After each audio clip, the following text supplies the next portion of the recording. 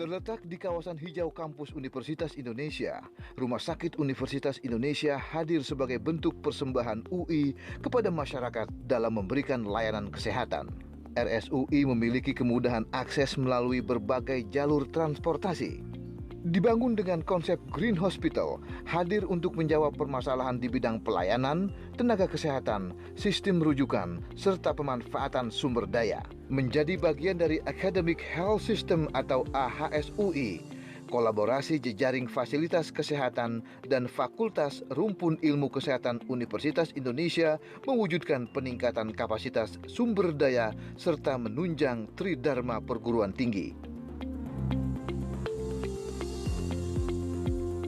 Memberikan pelayanan akuntabel, holistik, komprehensif, terintegrasi, multidisiplin, serta berkesinambungan antar tingkat pelayanan kesehatan didukung sistem informasi dan teknologi rumah sakit. Seluruh klien RSUI dikaji berdasarkan riwayat penyakit dahulu, keluarga, dan pola hidup. Dilakukan asuhan keperawatan oleh nurse dan pemeriksaan menyeluruh oleh dokter yang berorientasi pada pencegahan dan biopsikososiokultural. RSUI mendedikasikan fasilitas layanan maternal, kesehatan reproduksi, dan neonatal untuk mendukung penurunan angka kematian ibu dan bayi. Dengan perawatan terbaik bagi bayi baru lahir dan anak yang mengedepankan a traumatic care dan patient family center care.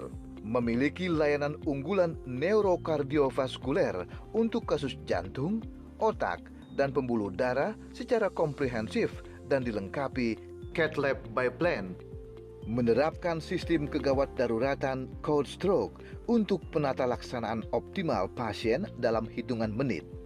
Kami menyediakan pelayanan minimal invasif dan komprehensif dalam satu klaster yang merupakan masa depan layanan kesehatan.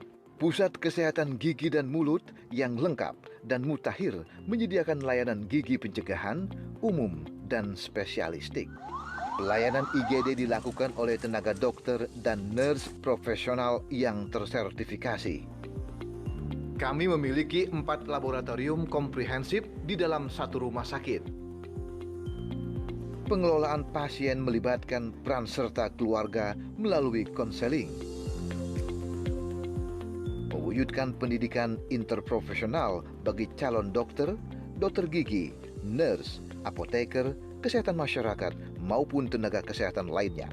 Serta mengembangkan kolaborasi interprofesional dalam pelayanan, riset bidang kesehatan, serta pengabdian masyarakat. Community Health Center melayani upaya promotif dan preventif bagi individu, keluarga, dan komunitas. Kesinambungan pelayanan mulai dari perawatan sampai pasien pulang ke rumah dilakukan oleh tim home care multiprofesi. RSUI berkomitmen memberikan pelayanan kesehatan kepada individu, keluarga, komunitas, dan masyarakat yang efisien, berkesinambungan, berbasis bukti, serta mengikuti perkembangan zaman sesuai moto kami, We Provide Outstanding Care.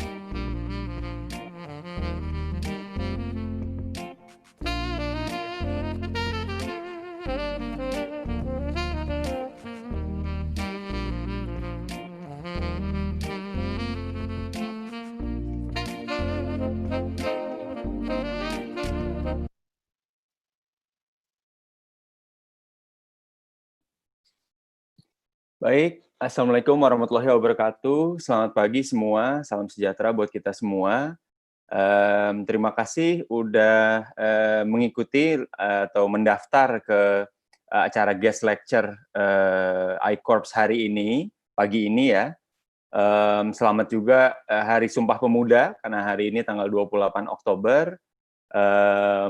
Sebenarnya lecture pagi-pagi itu buat kita dokter mungkin suatu bentuk perjuangan yang masih kita terus lakukan terutama untuk menimba ilmu, untuk meningkatkan kompetensi, meningkatkan skill dan lain-lain gitu. Mungkin sedikit saya cerita, guest lecture ini sebenarnya suatu tambahan. Jadi kita ada 3 guest lecture. Ini yang pertama. Ini sebenarnya sebuah tambahan di mana kita ngelihat partisipasi atau marak pesertanya itu mengikuti 6 seri yang kita lakukan, yang kita arrange ya, sampai sekarang udah sampai 21.000 peserta. Jadi alhamdulillah sudah banyak. Untuk seri ini pun guest lecture udah sekitar 500. Jadi memang karena antusiasmenya tinggi, kita dari panitia berpikir mungkin ada baiknya kita tingkatkan lagi agar kita bisa lebih memberikan sejawat semua kompetensi dan juga minat atau keinginan yang dibutuhkan di lapangan sana gitu. Mungkin tanpa banyak bicara lagi, mungkin hari ini saya buka. Pertama saya akan bacakan peraturan dan pengumumannya terlebih dahulu. Silakan panitia di share screen-nya. Oke, untuk tata tertib mekanismenya, seminar hari ini kita hanya ada satu topik, yaitu dengan judul Hematuri dengan guest lecture dari luar negeri ya, kebetulan dari Melbourne, Australia, yang akan berlangsung selama 40 menit. Setelah itu ada pemaparan materi, ada tanya jawab sekitar 10-15 menit. Untuk sesi kali ini dengan satu topik kali ini, peserta bisa mengerjakan post-test, waktu selesainya terakhir itu jam 18. Dan e-sertifikatnya akan langsung dikirimkan. Mohon maaf, ini tidak ada post-test untuk seri yang kali ini gitu. Mungkin tanpa panjang lebar lagi, saya perkenalkan pembicara kita hari ini. Maaf, yang giveaway mungkin boleh saya infokan terlebih dahulu, panitia. Oke, kita sebagai bentuk apresiasi kita juga ke semua peserta yang sudah mendaftar, kita memang ada giveaway berbentuk voucher dari Prodia. Ada 6 voucher. Yang pertama vouchernya yang utama itu senilai 1 juta dan 5 voucher lainnya senilai Rp200.000. Nah, cara mengikuti giveaway-nya gimana? Yang pertama, mengikuti kegiatan iCorps yang sebenarnya mulai dari kemarin ya, seri 5 dan seri 6, serta guest lecture. Jadi kita ada 3 guest lecture. Ini yang pertama. Info lebih lanjutnya bisa dilihat di website. Yang kedua, follow Instagram RSUI @rs.ui. Setelah itu memposting kegiatan yang telah diikuti melalui laman feed Instagram peserta. Gitu, artinya boleh di print screen, boleh di foto layar komputernya. Setelah itu di-post dengan mention dan tag @rsui serta hashtag iCorps dan hashtag RSUI.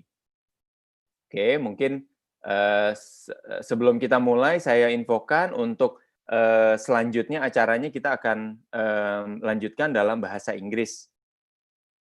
Silakan mungkin ditayangkan dulu CV pembicara kali ini. Okay, I would like to say good morning to Dr. Renu. Before we begin, I think I will read your biography first. Boleh tolong ditayangkan, panitia?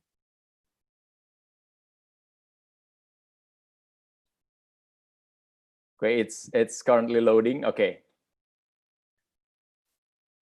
Yeah, okay. Dr. Renu Eapen is a urologist from Melbourne, Australia. She is a urologist.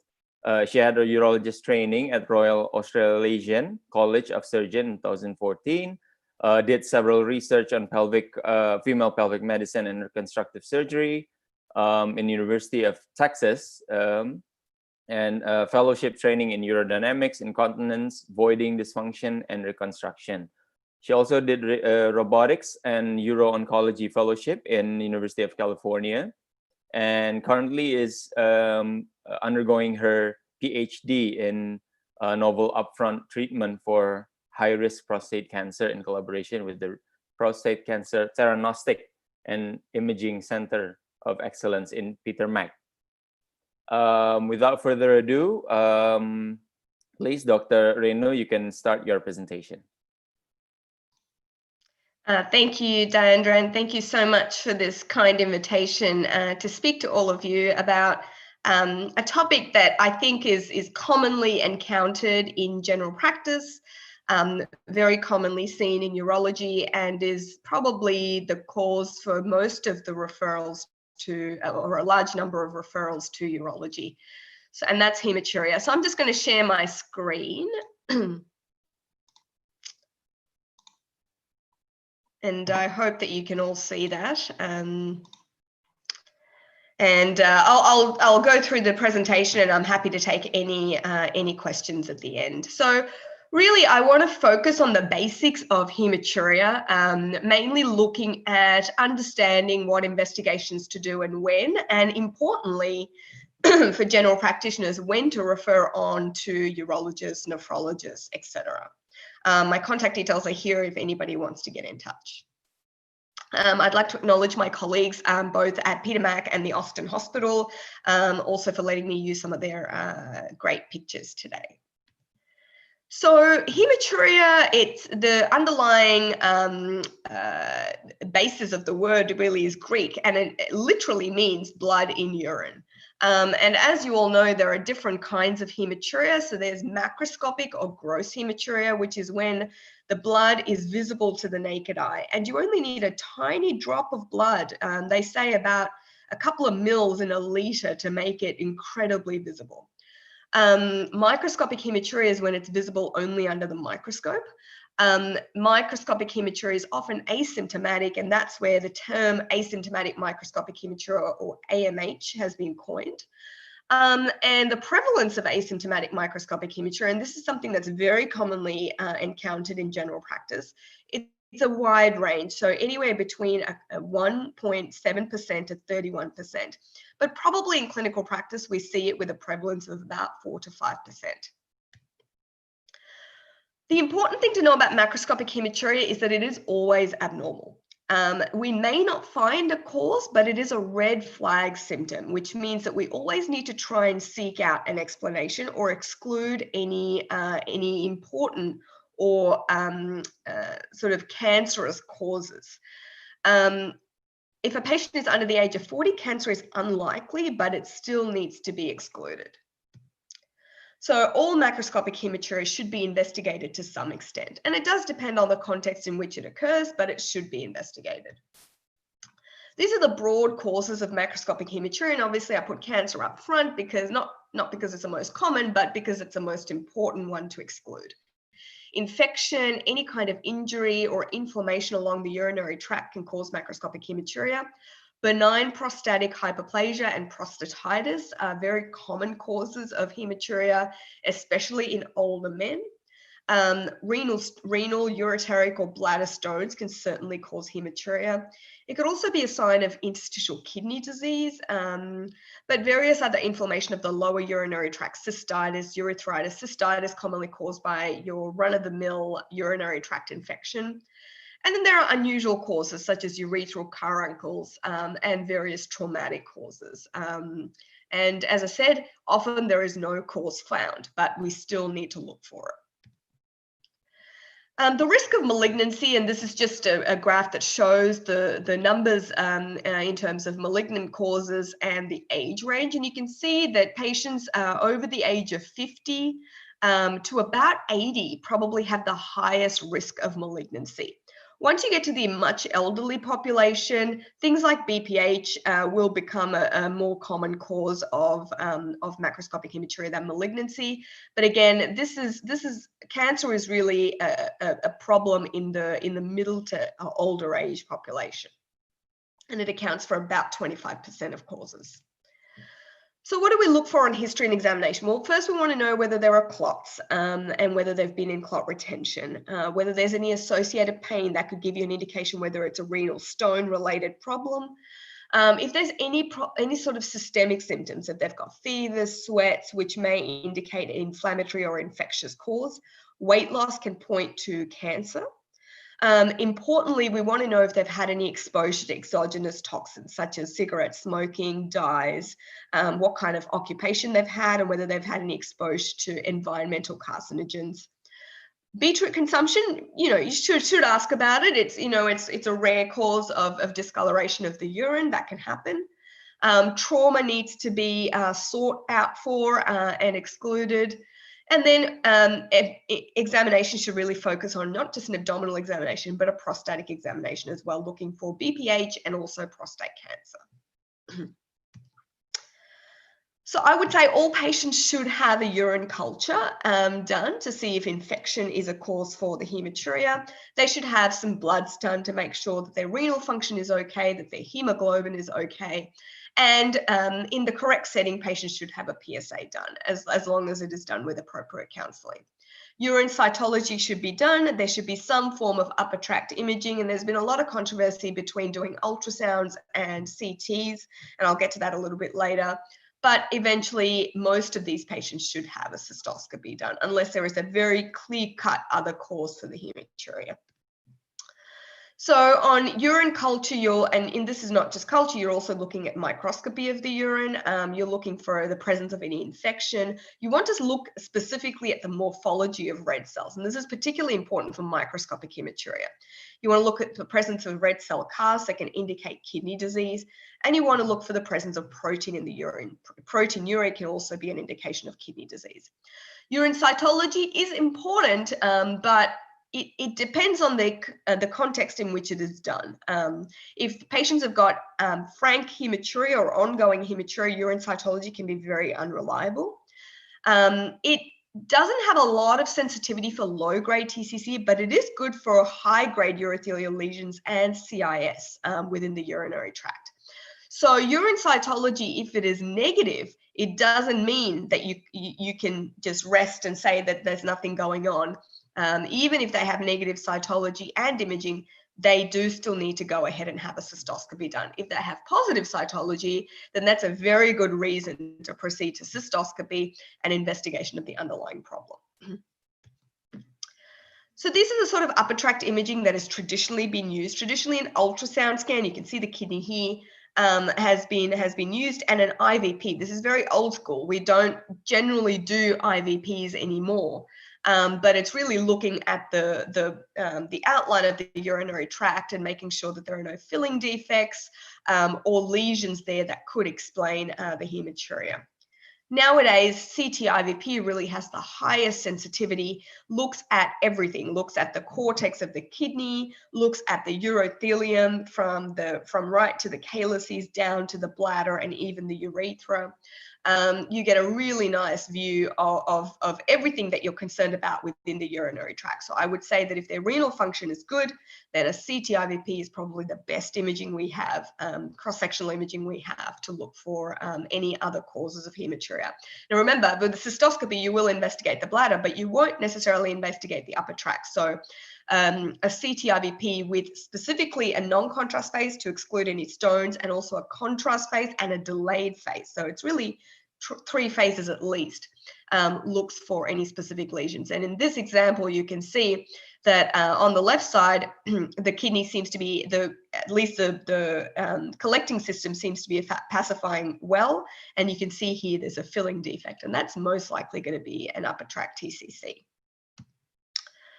And then cystoscopy, and then there's thoughts of whether a flexible cystoscopy will do or a rigid cystoscopy is needed.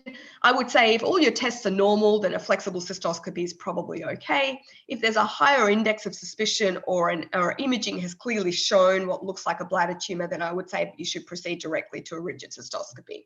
In cases where you're not sure, it's always good to do a flexible cystoscopy first.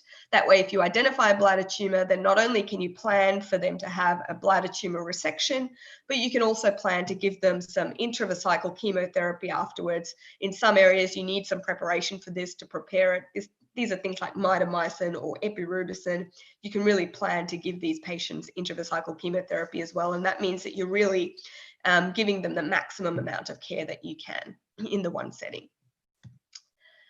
So I just want to go through a couple of case studies that show the various causes for hematuria. So case one, this is a 70-year-old man who's had lower urinary tract symptoms for about 3 years that have been treated with Flomaxtra. But recently he's had a couple of episodes of macroscopic or gross hematuria. His baseline bloods were all okay. His PSA is reasonable of 2.7 for his age group.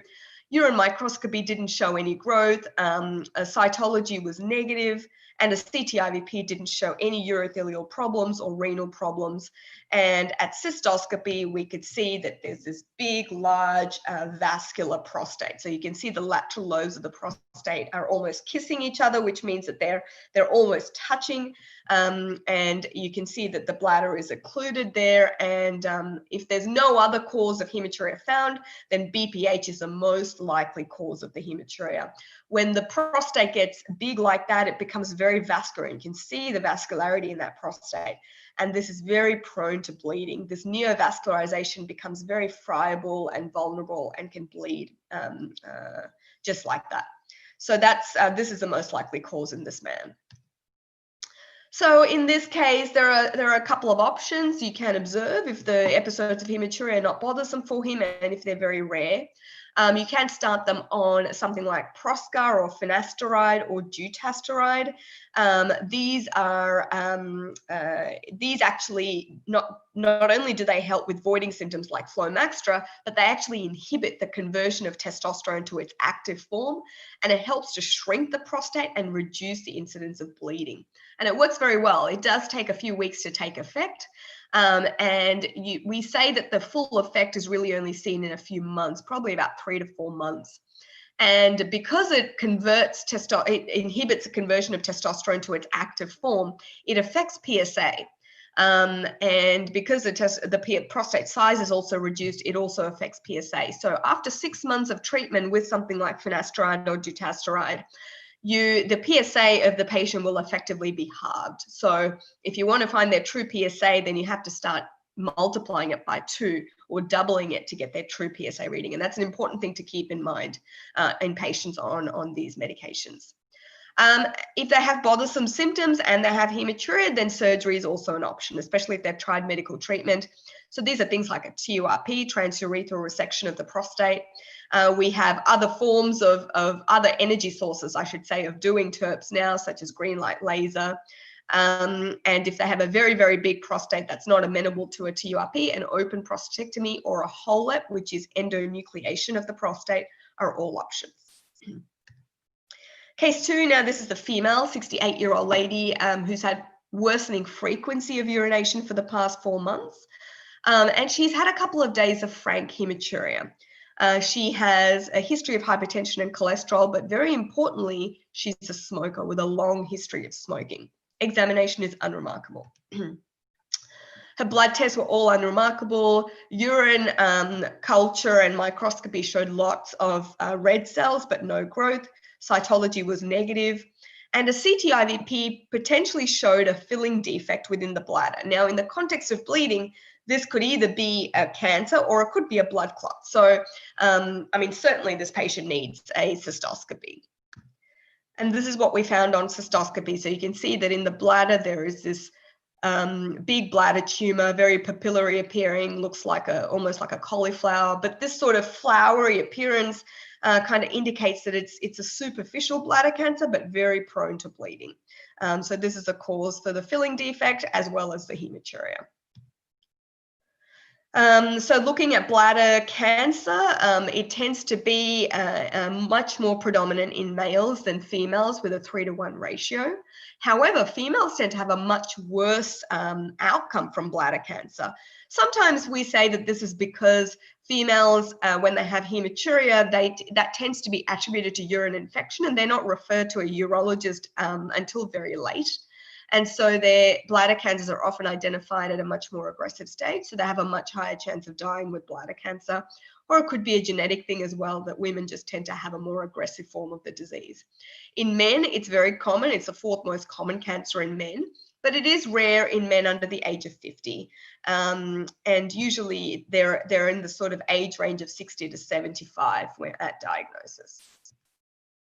Risk factors, as you know, cigarette smoking is the strongest risk factor for bladder cancer, and it increases the risk 4-fold. There are various other environmental carcinogens, such as aromatic amines or painting solutions. Those who work as metal workers or dry cleaners may have had environmental exposure at some point. Previous radiation is certainly a risk factor for all malignancy and bladder malignancy. So cyclophosphamide treatment for various other cancers can certainly cause bladder cancer in the future. And we say that those who've had cyclophosphamide treatment should have some form of bladder surveillance about 5 years after their cyclophosphamide treatment is finished. Any kind of local irritation of the bladder can give rise to bladder cancer. And this doesn't tend to be urothelial cancers or TCC. They tend to be squamous cell cancers or SCC. So patients who've had long-term bladder stones or long-term catheters can have an increased risk of squamous cell carcinoma of the bladder. Various necrotic abuse or analgesic abuse can cause this. As I said, most bladder cancers are TCCs or transitional cell cancers. Others like squamous cell cancers or adenocarcinomas are rarer, but they certainly can occur. Non-muscle invasive, most cancers are non-muscle invasive at first presentation. Non-muscle invasive means the bladder, just for some background, actually has 7 layers. The first layer is a subepithelial mucosa, then there's a lamina propria, then there's the muscle layers. So non-muscle invasive means that it's confined to either the first layer or the lamina propria. Now, these tend to have low metastatic potential, and they can be anywhere from well to poorly differentiated. However, with the non-muscle invasive cancers, recurrence is very common. And about 1/3 of these patients will develop some form of upper tract TCC. So if they've had a cancer removed and it's non-muscle invasive, it's very important that they have ongoing surveillance for any recurrence and that have some form of upper tract imaging at regular intervals to make sure that I develop an upper tract tumor. About 1/3 of these patients will go on to develop muscle invasive cancer. And this is particularly true if people continue to have risk factors such as smoking. Those cancers that have invasion into the lamina propria, so the second layer, and those with carcinoma in situ, or those who have poorly differentiated disease, these are the people who tend to have a high incidence of progression to muscle invasive disease. And muscle invasive disease is a much more serious problem, and they can't be treated just by TURBTs. They need consideration of cystectomy. So if they're non-invasive, so if they're just superficial bladder cancers, surgical resection is the mainstay of treatment. You'd only consider cystectomy if you really couldn't clear the cancer, so if it was involving most of the bladder, or if they had really high-grade disease or carcinoma in situ, or it was invading into the lamina propria. For superficial or non-invasive bladder cancers, there's no real role for chemoradiation. Medical management include things like BCG, and BCG is reserved for the high-grade cancers and those that are invading lamina propria, so not just in the first layer, but a little bit deeper. And you really are looking to try and reduce the risk of progression to muscle-invasive cancer. We also commonly give intravesical mitomycin or epirubicin or doxorubicin. These are intravesical chemotherapies, whereas BCG is intravesical immunotherapy. Now, these chemotherapies, they don't tend to reduce the risk of progression to muscle-invasive disease, but they do reduce the risk of recurrence of cancers in the future. So it's important that they get this, and they should get it pretty much soon after the resection is done. Also, ongoing surveillance is the mainstay of management if they've had a recent resection. Now, this is muscle invasive disease. It's not a very clear picture. I'm sorry about that, but this is the bladder. And you can see here, these are the linings of the bladder. It's hard to see with the naked eye, but you can see here, this is a tumor that's going at least this deep. So it's involving the muscle of the bladder. Muscle invasive bladder cancer is like a separate kind of bladder cancer. It's different because it has a high risk of progressing to metastatic disease, and it means that patients will die of it if it's not treated, if it's not identified and treated appropriately. The prognosis for muscle invasive disease depends on the stage of the disease, whether there's any nodal involvement, and whether there's metastatic disease. These are the broad range of 5-year survival. So T1 means that it's only involving lamina propria. T2 means that it's into the muscle of the bladder. T3 means that it's now outside the muscle and it's looking at the perivesical fat, or the fat around the bladder. And T4 means that it's outside the bladder and into other organs such as prostate or other areas. These patients who have muscle invasive bladder cancer need to be staged to see if there's any metastatic disease, usually with a CT chest, abdomen and pelvis, or a bone scan. Treatment, well, if it's confined to the bladder, surgery is probably the best treatment that we have, and this includes a radical cystectomy. In men, it involves removal of the prostate as well, and sometimes the urethra if there is disease encroaching into the urethra. In women, it usually involves removal of the uterus and ovaries as well, depending on their age group. So it's quite extensive surgery, and it's not just removal of the bladder, it's almost like an exenteration in the pelvis. Nowadays, we do advocate for neoadjuvant chemotherapy. It does reduce the risk of recurrence significantly. But this has to be weighed up for a lot of patients. You know, some people who have very aggressive disease or are symptomatic may not be able to wait for the chemotherapy, and they may need to go on to cystectomy very early. Partial cystectomy is very rare, but it's safe for patients who really want to preserve their bladder.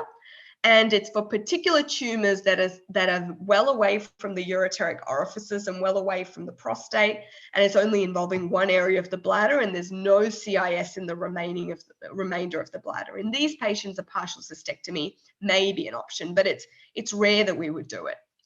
When the bladder is removed, we need to have some options for diverting these patients, and the most common is an ileal conduit.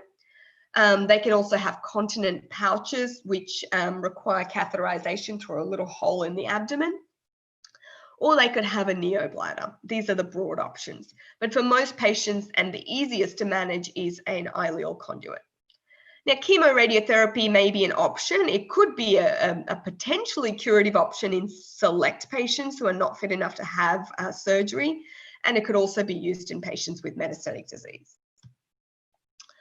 Case 3 is a 61-year-old man, previously fit and well. He's had 3 episodes of hematuria, frank hematuria, no other symptoms. He's an ex-smoker, so that's important. And he worked in a dry cleaning business for 15 years. Examination was unremarkable. All his blood tests, including a PSA, was negative. Renal tract ultrasound showed no particular problems. Urine culture showed lots of blood cells, but no growth of infection. Cytology showed some suspicious cells for TCC. So he underwent a cystoscopy. And again, I don't know if the picture is very clear, but this is the view at cystoscopy, and this is a ureteric orifice, and you can see blood coming through that ureteric orifice. So that definitely needs further investigation. He went on to have what we call a retrograde pyelogram. So this is a cystoscope. There's a small catheter inside that ureter, and there's contrast being injected up into the kidney. And you can see here the outline of the ureter is very nice, very smooth, no filling defects, all looks good. Up in the kidney, however, the renal pelvis looks okay, and all these calyces look okay, but you can see here there's blunting of this calyx and a huge filling defect. So this patient most likely has got an upper tract cancer. So an upper tract urothelial cancer, same risk factors as for bladder cancer, because the lining of the calyces is the same as the bladder. And the treatment of choice is removal of the kidney and the ureter, as well as the ureteric orifice, the insertion of the ureter into the bladder. So that whole thing ideally needs removal. The majority of these cancers involve the renal pelvis, so high up into the kidney. Some ureteric tumors may be able to be treated with excision and reimplantation of the ureter, and that's specific for lower ureteric tumors. So tumors that occur in this part of the ureter, we can just remove that ureter and reimplant the rest of it onto the bladder. Again, it's for very select cases only. And we also do need to continue surveillance of the bladder and the other kidney for recurrence. Case 4 is a 64-year-old man with flank pain. He's had a couple of months of anorexia, being off food, weight loss of about 7 kilos, previously very fit and well. On examination, there is a mass in the left upper quadrant, and importantly, he has a varicocele. Now, sometimes people see varicoceles and they say, oh, well, it's only just a varicocele. It's no real problem. But a left-sided varicocele can be an important clue to a kidney problem on that side. Hemoglobin is okay. Platelets are 480. ESR is a little bit elevated. All the other blood tests were fine, and he went on to have a CT scan. And you can see here the right kidney looks okay, but the left kidney is completely replaced by a horrible mass in the kidney. And this is the renal vein and the cava. And you can see here that the renal vein is completely replaced by tumor thrombus, and the thrombus also extends up into the cava. And you can see it nudging into the left atrium. So it's all the way into the IVC, and it's in fact going to the heart. And the reason that he has a varicocele is because there is compression of that gonadal vein because of tumor thrombus. And because of that, there's back pressure into the varices of the testis and creates a varicocele. So if you see a left-sided varicocele, make sure that patient has some upper tract imaging, because it could be an important clue to a left-sided renal mass. Now, renal cell cancer, it's very rare these days that they present with the traditional triad of hematuria, flank pain, and a palpable mass. These account really only for about 10% of cases. And the reason is because we're doing ultrasound so much more commonly, and we're finding the renal cancers very, very early. And we've termed the coin incidentalomas. So most of these renal cancers are an incidental finding because they've had abdominal imaging for something else.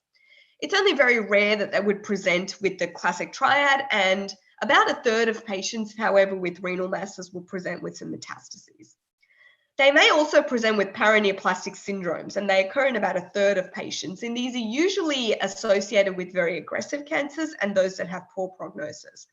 And paraneoplastic syndromes can be variable. They can be hypercalcemia, they could be anemic, high ESR, their CRP could be high. I haven't mentioned it here, but they could also have something called Stauffer syndrome, which is abnormal liver function test. Don't know why it happens, but with removal of their renal mass, that tends to get better.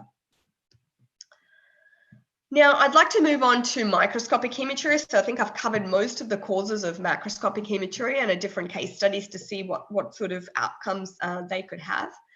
Microscopic hematuria, again, as I mentioned at the start, it's not evident to the naked eye. On microscopy, it's defined as more than 3 cells per high-powered field, and more than 10 red blood cells per milliliter or per microliter of urine. If you find microscopic hematuria on dipstick, these patients should have a formal urine microscopy done. Now, microscopic hematuria can be difficult because there are no specific guidelines to tell you how to handle it.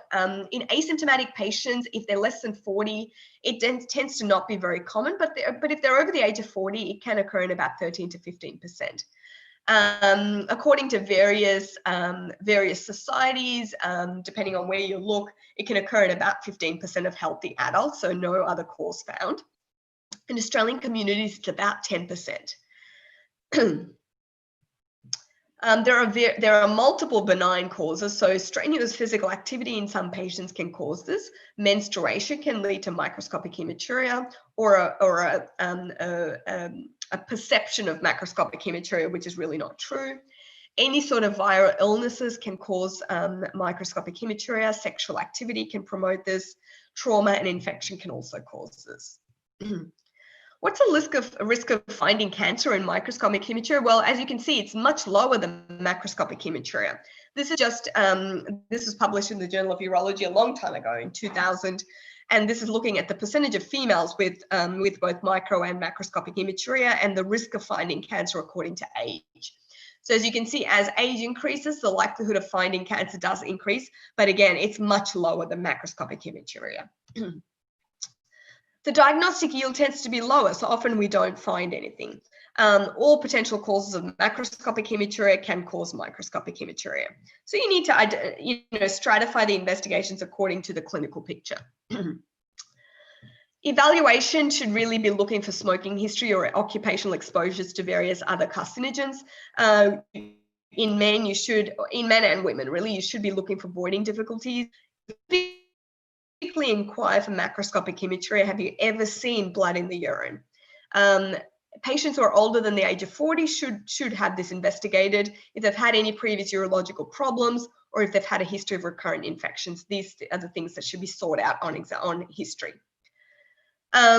When it comes to microscopic hematuria, you do need to exclude any primary renal disease. And this is especially if they have significant protein in the urine, if they've got abnormal renal function, or if they have red cell casts on microscopy. And I'll get into this a little bit later. So the red cell morphology is important when you're looking at the microscopy. So you really want to identify if the hematuria is glomerular or non-glomerular. Glomerular means it's a kidney problem. Non-glomerular means that there's something else going on, and it could be nothing, but it could also be another kind of anatomical cause. So glomerular hematuria occurs when there's some kind of immune-mediated damage to glomerular capillaries. So this is various causes of glomerular nephritis, such as IgA nephropathy. It could also be non-inflammatory defects, such as thin basement membrane nephropathy. And glomerular hematuria is really when there is red blood cell casts or dysmorphic red blood cells. And this usually happens when there is some form of mechanical damage that occurs to the red blood cells when they pass through the glomerular basement membrane. And if they have glomerular hematuria, the decision is whether or not to go ahead with a renal biopsy. I mean, by this time, they should be referred to a nephrologist, and they will do some form of individual risk-benefit calculation. If they're completely asymptomatic and they have normal renal function, they may be observed. But if they have additional risk factors such as renal dysfunction or renal failure, if they have autoimmune disease, or if they have proteinuria, they should really be investigated further with a renal biopsy. Now, this is really looking at all sorts of hematuria, but I've just sort of divided it into upper tract and lower tract, and the various glomerular and non-glomerular causes of microscopic hematuria. And this is taken from a really good paper in 2018, which really looked at hematuria, microscopic and macroscopic, and how to investigate it. So, I mean, we've gone through a lot of these causes, but this is just dividing it according to the location in the urinary tract. And when evaluating microscopic hematuria, so this is just a broad diagram that you can use to see who needs further investigation. Again, microscopy is very important. If they have glomerular microscopic hematuria, they should have basic investigations such as history exam, referral to a nephrologist, if they have any, and as well as a renal and bladder ultrasound, if they have any abnormal findings or if they have any other risk factors in their history or examination. Then they may need further investigation and a renal biopsy if appropriate. Otherwise, monitoring, but it should really be done by a nephrologist. If they have a non-glomerular microscopic hematuria, again, history examination, and if they've had an ultrasound scan at least. If there's any other abnormal findings or if they have any other risk factors, then they do require further investigation. And these may even take the form of cytology, CT, and cystoscopy if it's indicated. If I find a middle-aged patient with a significant smoking history and microscopic hematuria, I have a very low threshold for doing urine cytology and a CT scan as well as a cystoscopy. So just to conclude, and some of the take-home points that I hope you'll get from this talk, is all macroscopic hematuria needs investigation. We may not find a cause, but you absolutely need to exclude a sinister cause. And urine cytology, CT, IVP, cystoscopy are really the main three things that we would do to exclude a serious cause. And by serious cause, mainly it's tumor or cancer that you want to exclude. Unfortunately, we don't have any really consistent guidelines for investigating asymptomatic microscopic hematuria, but the diagram that I showed you is very useful. If they do have red cell casts or dysmorphic red blood cells on microscopy, they do need a nephrology referral. Basic investigations include history examination, urine microscopy and culture, and a renal tract ultrasound, especially in microscopic hematuria. And really look out for the other risk factors, any other toxins, if they're of older age, if they're male, if there's any doubt regarding the presence of macroscopic hematuria, they do need to be investigated further. And that's really my main talk, and I'm very happy to take any questions. Okay, thank you very much, Renu, for the very comprehensive presentation about hematuria. I also learned a thing or two about it, refreshing previous knowledge. As I see here, there are currently no questions, but I have several questions actually I want to ask. Regarding practicing in rural area, probably you have limited access to CTs and MRIs and things like that. Is it possible for us to determine the cause of hematuria just based on urinalysis, ultrasonography, and probably plus or minus cultures? Is that possible? Is that sufficient, or? It's a good question. So I think that I don't think it is possible to nail down a cause of and I'm talking about macroscopic hematuria. I think in women who have a clear UTI on urine culture, and that's when hematuria occurs, as long as their renal tract ultrasound is okay, you may be able to treat it and watch. But again, I say this with a lot of caution, because if you've got a woman who's a smoker and has hematuria, even if they've got a urine infection, I think that woman needs to be investigated further, because and this is the reason why we find that women tend to have, one of the reasons why we find that women tend to have a much more aggressive bladder cancer is they're investigated late. And because a lot of these reasons are put down to infection, and there could easily be an underlying bladder or upper tract TCC that you could miss. So I would say that it's even though you may be able to narrow down the list of causes, I think without being able to exclude a cancer, it's very hard to say hematuria is due to BPH, due to infection, due to any other cause. So I understand that people who are in rural areas, it's a little bit more limiting, but I do think that doing those investigations and referring them on to a urologist early is absolutely necessary. Okay, that actually answers my next question of when to actually refer patients with hematuria to a urologist. Okay, I think that, I can understand if there's a woman who has some macroscopic hematuria, non-smoker, who clearly has a UTI, that you can maybe watch, but if they have repeated episodes, then they definitely need referral. But I think all other patients who have initial hematuria should really be referred, because you can't exclude an underlying cancer. Now, if someone's already been worked up in the past and they have a recurrent hematuria, then you know that the urinary tract is clear, then sure, you don't need to refer again. But yeah, for the initial, I think it's important. Okay. My next question would be, since a lot of our viewers are from GPs, general practitioners, when a patient with, let's say, gross hematuria came into the emergency department, what should be the step-by-step management of that patient? Should you do a laboratory first, or ultrasonography, or if there's retention and things like that? Can you give us like a step-by-step guide to management? So I think it depends a lot on how they present. So if they, a lot of people don't present with frank hematuria to the emergency department unless they're in clot retention. So if they're in clot retention, they obviously need a big catheter, they need a manual washout, they need continuous washout running until that settles down. Usually, if you're going to put a catheter in, I would say they should have some antibiotics as well. It's very difficult difficult to do urine cultures, urine cytology when they have frank hematuria.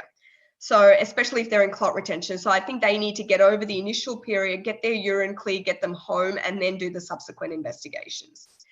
If they are presenting with frank hematuria and they're not in clot retention, I would check for a urine infection. I would, do a bladder ultrasound to make sure they're not in retention and they don't have big clots in the bladder. And then I would allow them to settle down, and then I would probably arrange outpatient investigations such as urine cytology, a CT scan, and then book them in for a cystoscopy. If they come to a GP center, a clinic with hematuria, again, these are the things that I would do. If you think that they're in retention, I would send them to the emergency department. If you think they're okay, then I would check a urine culture, send them on antibiotics. I would wait for things to settle down. When the urine is clear, I would say do urine cytology, but the upper tract imaging can be arranged at any time, and referral to a urologist. So it really depends on how they're presenting. I don't think, these are things that should be sorted out as a matter of priority, but it's not as though a cystoscopy needs to be done the next day.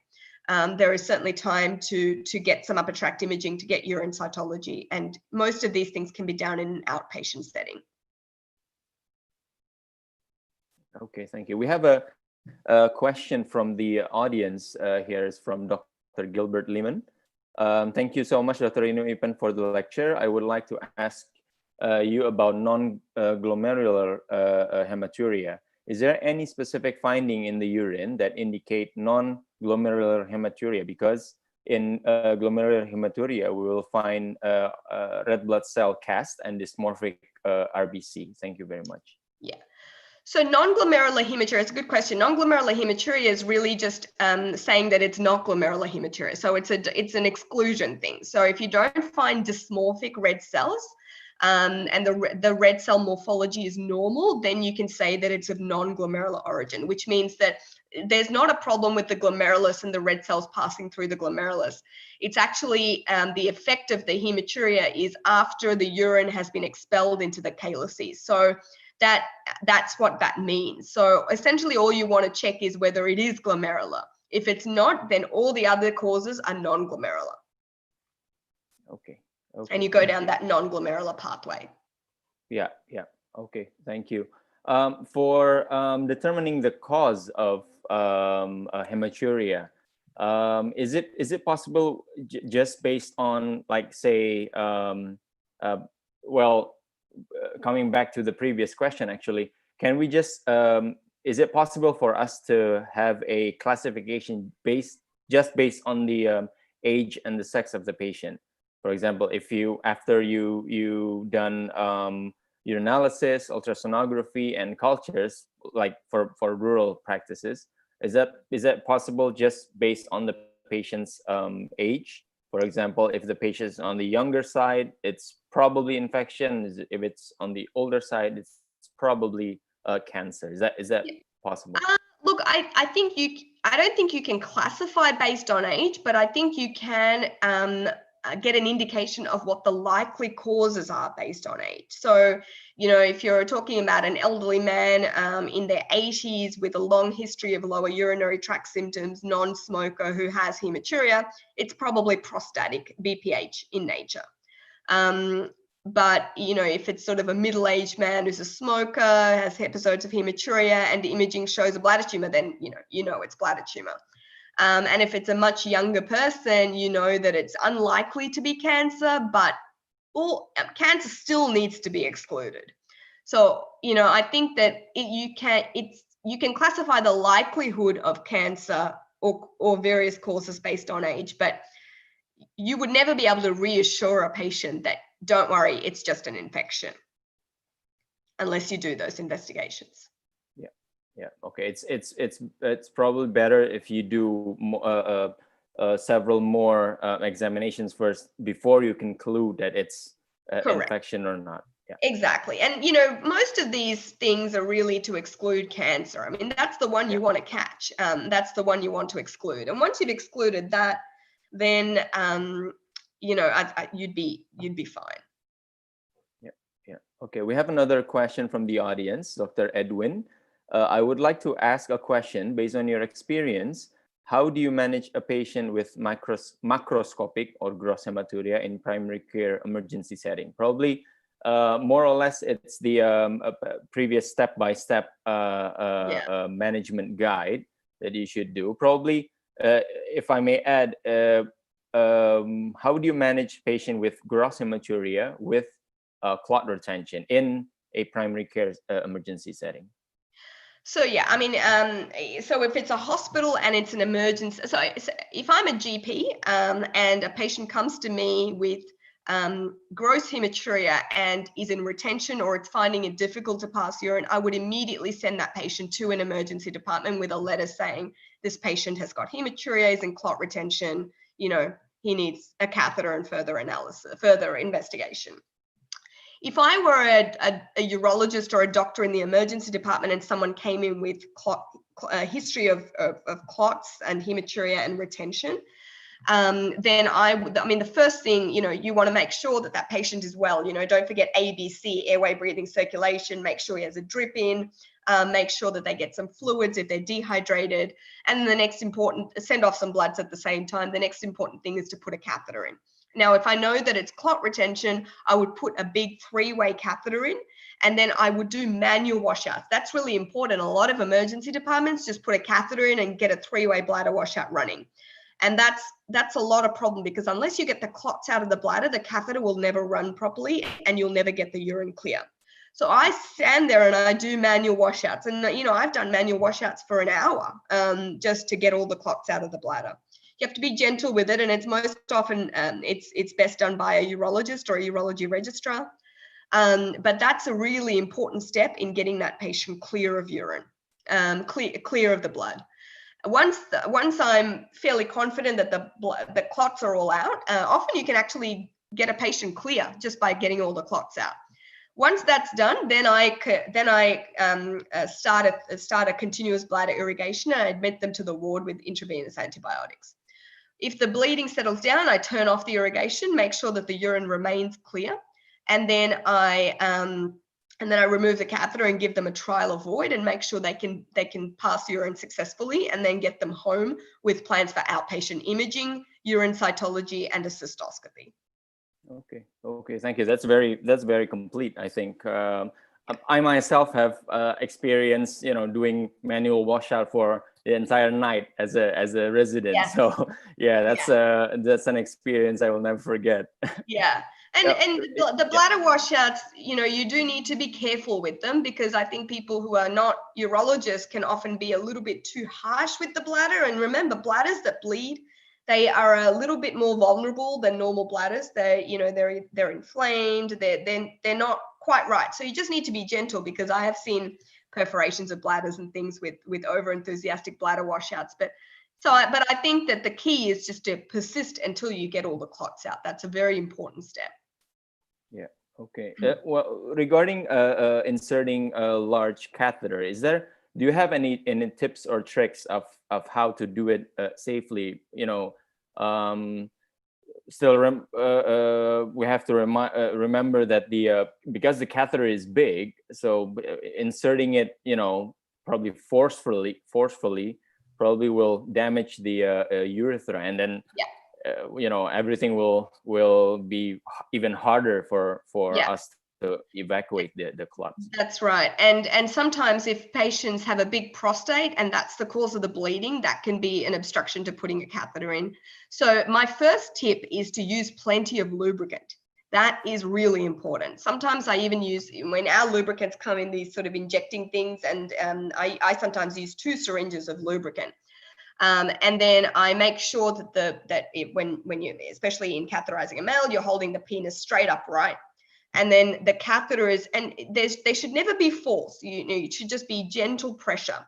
Put the catheter all the way in. And I always say, you got to put it, every time you catheterize someone, it doesn't matter who, every time you catheterize a man, you must put the catheter all the way into the hilt. Never, like some people stop halfway, they say, oh, that we've got some urine back, it's in the bladder. It may not be, it could be in the prostate. You can do a lot of damage if you blow up the catheter balloon inside the urethra or in the prostate. So the catheters must go all the way into the hilt. once it's in the hilt, I try to get some urine back, and then I inflate the balloon, and then I pull it back so the balloon is resting against the bladder neck. Always for men, all the way into the hilt. That's the best tip I can give you. If there is resistance, you could try a smaller catheter, but as long as it's still a 3-way catheter. And if still it's not possible to get a catheter in, one thing that I do, and a little trick that I use, is I take a slippery guide wire. And by this time, you should be calling a urologist to do this anyway. But I take a slippery guide wire, and these guide wires have a very floppy end, so they don't do any harm if they poke anything. I put the guide wire almost all the way in so that it's curling up into the bladder. And then once the guide wire is in, I make a little hole at the tip of the catheter, not where the balloon is. The balloon usually is on the side. At the tip of the catheter, I make a hole, and I put the wire through that hole, and I actually put the catheter over the wire into the bladder, and that often works well. Okay. But just important thing to do that is make sure the urologist or urology registrar is involved, and make sure it's a slippery wire, not those. The firm wires can poke a hole straight through the bladder, so it just needs to be a slippery wire. Yeah. So a technical question: what's the number, the size of the catheter you usually use the first time, and do you use ultrasonography to confirm the catheter is in the bladder? Yeah, good question. So my go-to is probably a 22 or a 24 French 3-way catheter. And if the catheter goes in smoothly and I get urine back, then I don't use ultrasound. You shouldn't need an ultrasound to confirm that your catheter is in the bladder, because if you have resistance and it doesn't go all the way in, you should never blow up the balloon. And if it goes all the way in, then chances are you will be in the bladder. And then, also then you inflate the balloon, and when you pull back and you can feel the balloon just pulling against the bladder neck, that also tells you that you're in the bladder. So I don't think I've ever used ultrasound to confirm that I'm in the bladder, unless there's been some other problem, like they've had a radical prostatectomy and I'm worried it's gone through the anastomosis or something odd like that. So I use a 22 or a 24 French. Sometimes those catheters that we use, they're silicone catheters, but they're a little bit floppy. And so when you're trying to get big clots out, you can't do it. In that case, I use what we call a whistle tip or a hematuria catheter. These are very stiff catheters. And again, I think that only really urologists or urology registrars should put these in. But these have a little bend on it, and it's got a much more open end. So the bigger clots will be drawn in a lot better. But yeah, so that's the only other thing I use if I know that there are tough clots to get out. Okay, thank you very much. I don't think we have that actually in Indonesia. After I think about it. Yeah. So they're different catheters, but they can be a bit dangerous. So like you said, going through a big prostate, they can cause a bit of trauma. So you seem to have frozen a bit there. Okay. Oh, sorry. Go on. Yeah. Sorry. Is it me or you? Yeah. I seem to be okay. It's fine now. Okay. I think we're at the end of our. Yeah, I think we're on the end of our talk. It's 8:58 in Jakarta. I think Dr. Renu has. So I would like to thank you again for giving us your knowledge and the opportunity to learn from a lot from you. Thank you very much. I would definitely be glad if this pandemic will be over soon and we could visit Melbourne, or you could come to Jakarta again to attend a lecture, or go to Bali for a vacation, probably. So thank you very much, Dr. Renu. Pleasure. Thank you very much. Okay, I will be switching back to Indonesian now. Okay. I might leave you to it then. Terima kasih semuanya udah. Okay, thank you very much. We'll see you again. Okay. Bye. Terima kasih semuanya udah mengikuti acara guest lecture pagi ini. Saya ucapkan terima kasih juga kepada panitia dan pastinya semua peserta yang sudah hadir hari ini. Jangan lupa kita ada giveaway untuk acara mulai dari bisa dilihat di Instagram cara mengikutinya. Untuk acara-acara berikutnya bisa lihat di website kami untuk daftar dan melihat acara-acara lain yang kami hadirkan di minggu depan dan saya rasa minggu depan yang terakhir. Oke, saya ucapkan terima kasih lagi kepada semua. Semoga sehat selalu, selamat mengerjakan tugasnya masing-masing, praktek dan lain-lain. Terima kasih terhadap semua yang dilakukan oleh teman sejawat karena ini waktu atau masa yang lagi berat ya mungkin untuk semua, mulai dari GP, mahasiswa, residen semua. Saya ucapkan terima kasih terhadap semua yang teman-teman lakukan untuk kebaikan pasien. Mungkin itu aja dari saya. Terima kasih sekali lagi. Acaranya saya tutup. Assalamualaikum warahmatullahi wabarakatuh.